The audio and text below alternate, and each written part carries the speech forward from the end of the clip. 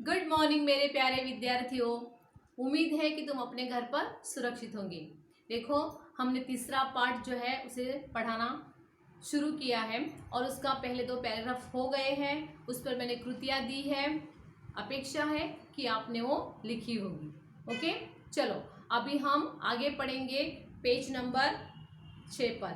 अभी लेखक की जो लड़की है वो लेखक से सवाल करती है कि नाखून क्यों बढ़ते हैं, और लेखक के मन में भी यही सवाल आता है कि ये नाखून सच में क्यों बढ़ते हैं, क्योंकि अगर उसे हमने काट दिया तो तीसरे दिन में फिर से बढ़ जाते हैं। और फिर उन्होंने बताया कि वो इतने बेहया क्यों होते हैं, क्यों बार बार आ जाते हैं, फिर हम उसे काटते हैं, फिर बढ़ जाते हैं, फिर हम उसे काटते हैं, ऐसा क्यों होता है। फिर उसके बाद दूसरे पैराग्राफ में लेखक ने हमें कहा है कि देखो, मनुष्य जो है वो पहले अपने नाखून का इस्तेमाल अपने जीवन रक्षा के लिए करता था, साथ साथ में अपने दांतों का भी इस्तेमाल करता था, लेकिन नाखून जो है उसका पहले जीवन रक्षा के लिए वो पहले इसका इस्तेमाल करता था। ओके, उन्होंने शस्त्र बनाए हैं, अस्त्र बनाए हैं। वो अस्त्र पहले हड्डियों के बनाए, फिर बाद में उसे ज्ञात हुआ, वो ज्ञानी बन गए और फिर उन्होंने धातुओं से हथियार बनाए हैं। ओके, लेखक हमें कहते हैं कि नाखून बढ़ाना ये पशुता का लक्षण है। देखो आगे के पैराग्राफ में हमें लेखक क्या कहते हैं, हम देखते हैं। तुम्हारे सामने तुम्हारी टेक्स्ट बुक रहेगी।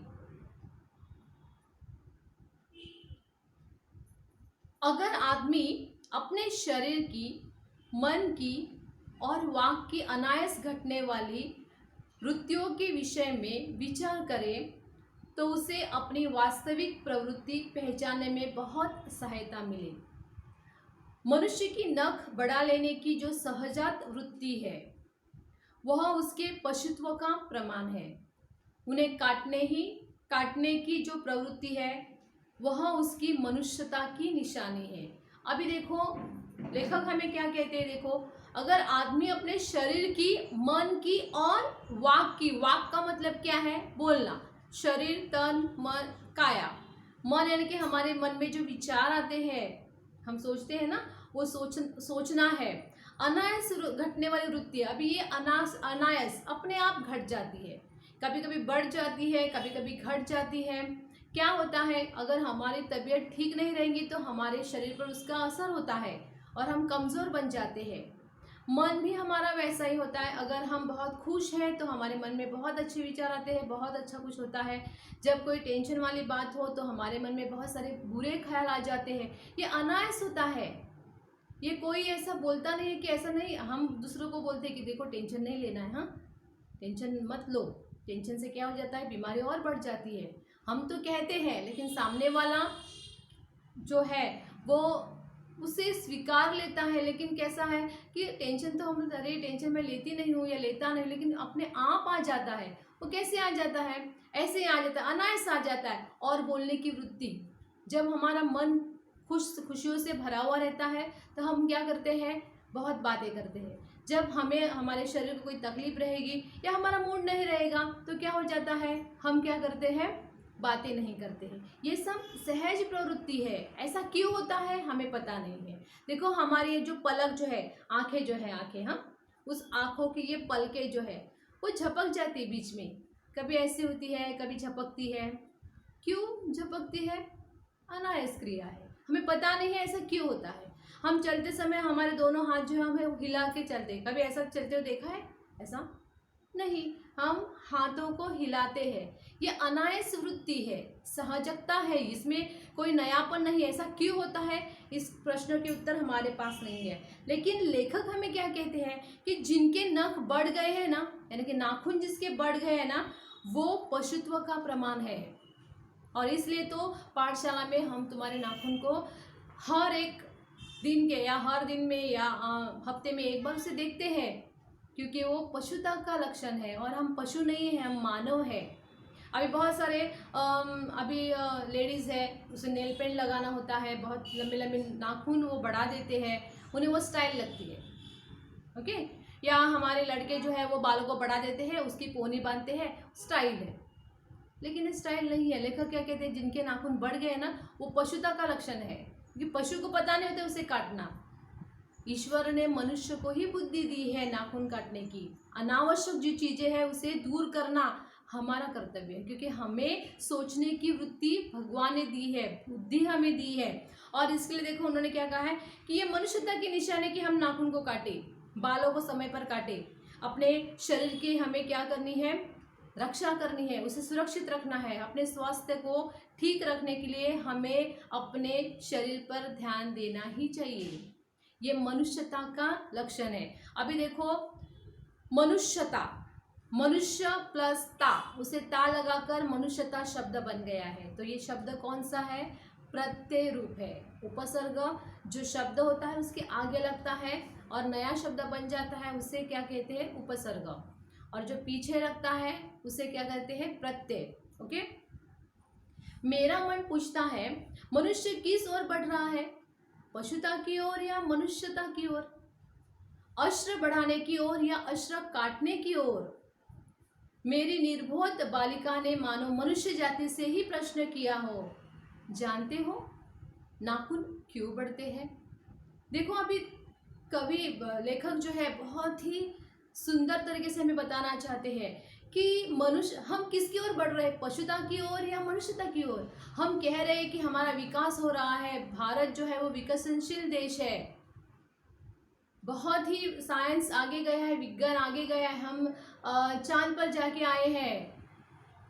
इतना सब हो जाने के बावजूद भी आज भी हमारे बहुत सारे गांव ऐसे हैं जिसमें बिजली क्या होती है उन्हें पता नहीं है, शिक्षा के बारे में उसे बिल्कुल जानकारी नहीं है, उनके सेहत के लिए अस्पताल खोले गए नहीं हैं। यानी कि एक हिस्सा जो है वो बहुत आगे बढ़ गया है, विकसित हो गया है, और दूसरा अविकसित है।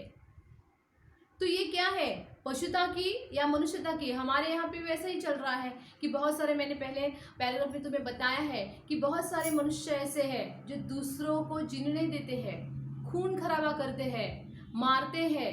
तो यह पशुता का लक्षण नहीं है।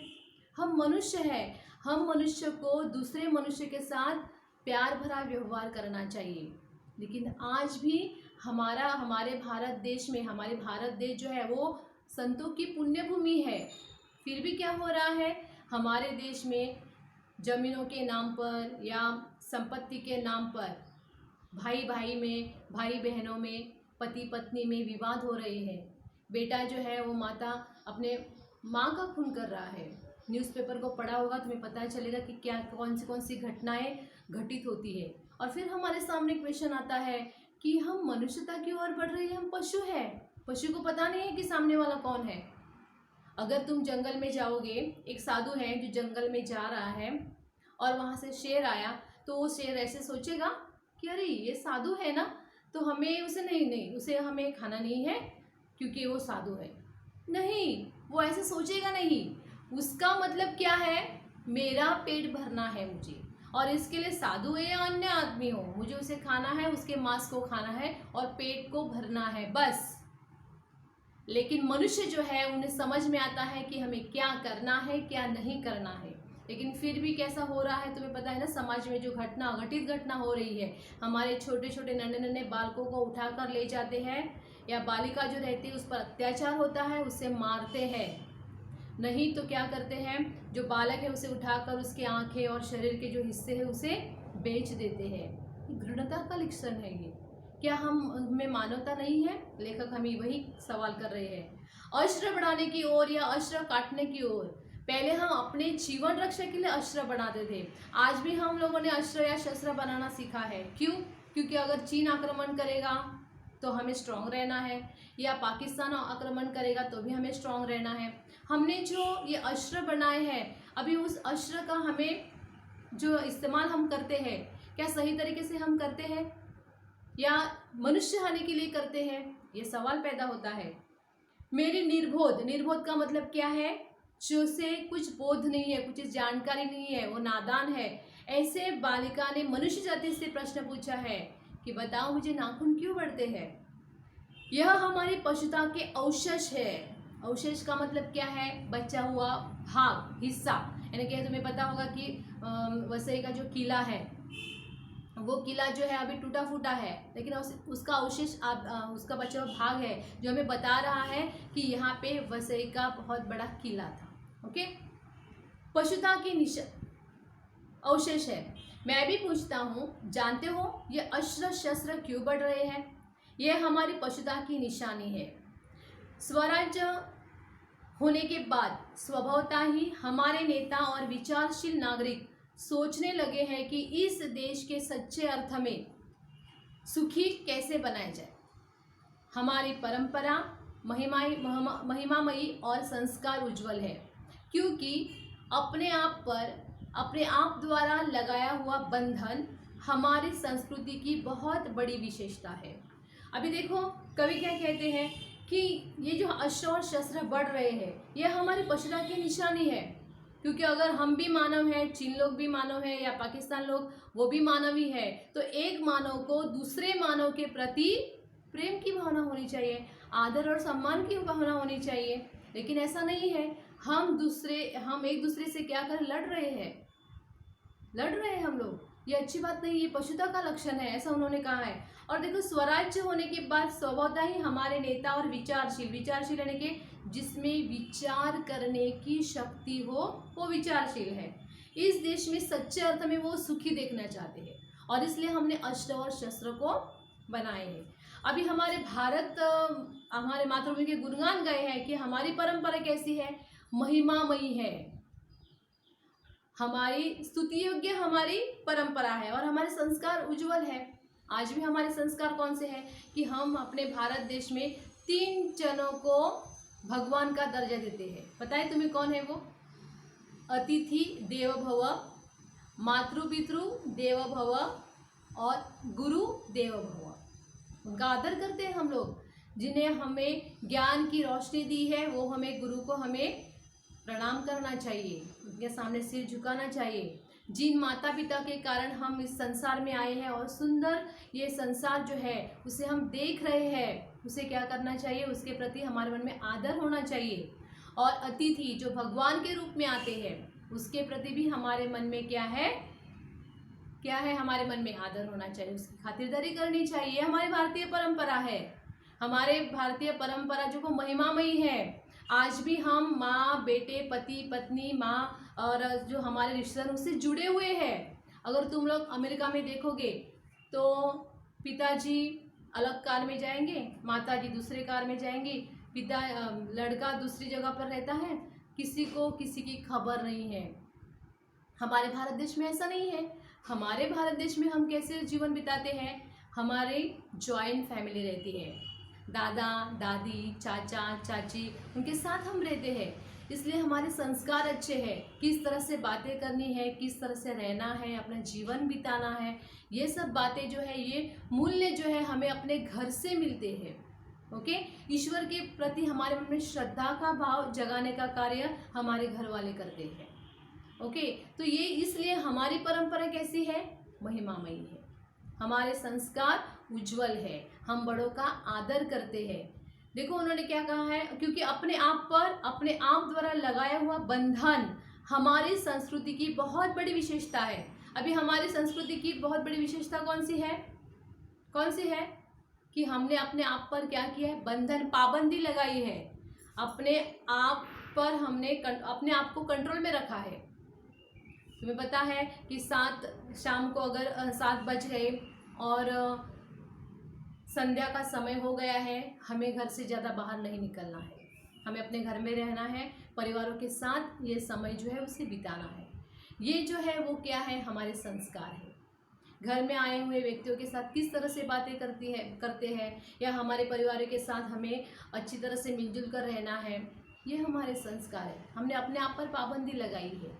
ऐसा नहीं कि उसका क्या हो जाए, मुझे उससे कुछ लेन देन नहीं है, या मम्मी पापा ऐसा नहीं सोचते हैं कि मेरे बेटे का कुछ भी हो जाए, मुझे उससे लापरवाही है, मैं उससे कुछ नहीं कर सकती। ऐसा होता है नहीं।